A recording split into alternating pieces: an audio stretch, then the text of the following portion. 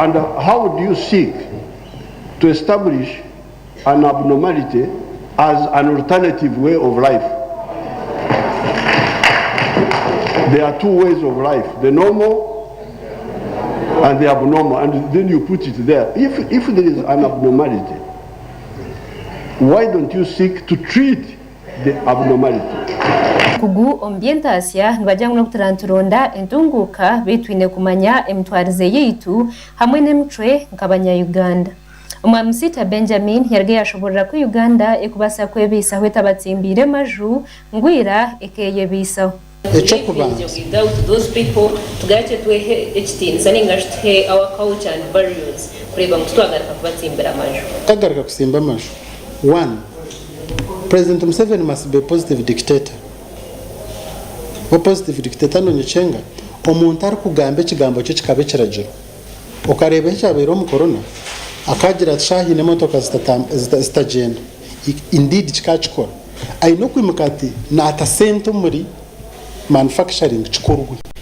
Isente zinazitarugudu ekigambo cye kibe kirajiro. That is 1. Ekirajiro cha president Museveni cyashitari kirajiro. Iri hangatara kakora.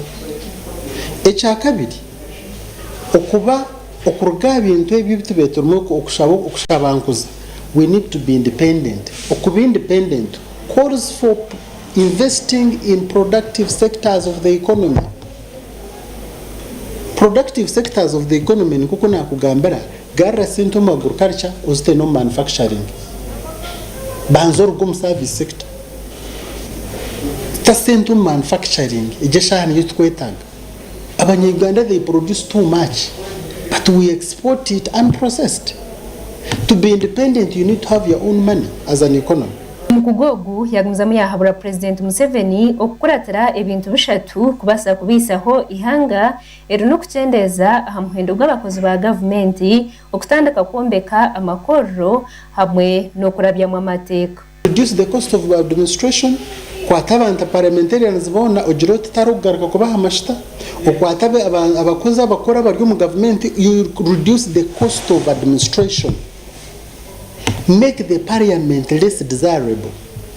But no reven to parliamentary they borrow billions bazitumburu barakumanyambaga kebazihe. You don't expect such people to fail to increase themselves nanka twakabara kweyongere kibakweta nanka allowances because baka spending nyinjo mbururu they come you have made parliament more productive more profitable.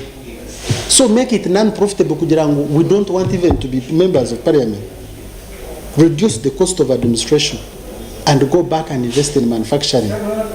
If you can do those three, be a dictator, invest in manufacturing, reduce the cost of administration. Eriha nganso kuba self-reliant. Amakuraga gashakwadana kwa kunda Sky TV agenshonga.